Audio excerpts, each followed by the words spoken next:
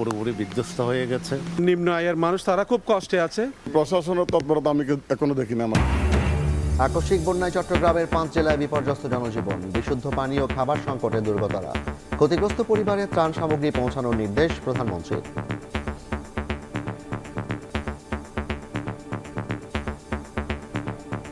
মাননীয় প্রধানমন্ত্রী ইতিমধ্যে অর্থনৈতিক অনুদান নিশ্চিত করেছেন, ত্রাণ সামগ্রী প্রতিটি পরিবারের কাছে পৌঁছে দেওয়ার উদ্যোগ গ্রহণ করেছেন। 24 ঘন্টার মধ্যে পরিস্থিতি উন্নতির পূর্বাভাস, নেই বড় বন্যার শঙ্কা।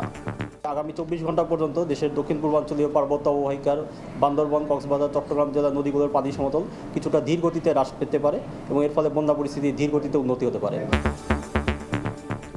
দেখছিলেন প্রধান শিরোনাম। সন্ধ্যার সময় সঙ্গে আছি আমি জাফর সাদিক।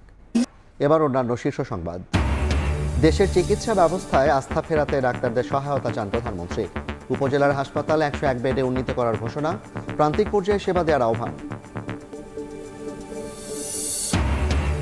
ডিসেম্বর বা যখনই দেশে আসুক, শেখ হাসিনাকে ফাঁসির দড়িতে ঝুলতেই হবে। রংপুরে 11 দলের সমাবেশে নাহিদ। গণভোটের রায় বাস্তবায়নের আহ্বান জামায়াত আমিরের।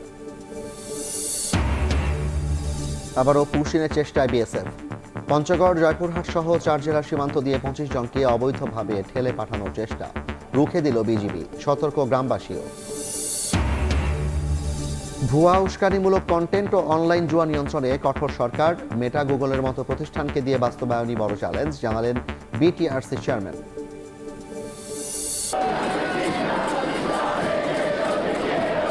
Everyone is just happy because it's like you are representing your country. আমরা কথা বলবো শুধুমাত্র খেলার শেষে, আফটার জিতার পরে। ব্রাজিল ফ্যানদের বলবো আপনারা আসবেন, খেলা দেখবেন, শুধু আমাদের জয়টা দেখতে আসবেন।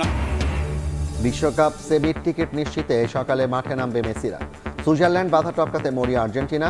মধ্যরাতে লড়বে কেইনের ইংল্যান্ড ও হল্যান্ডের নরওয়ে।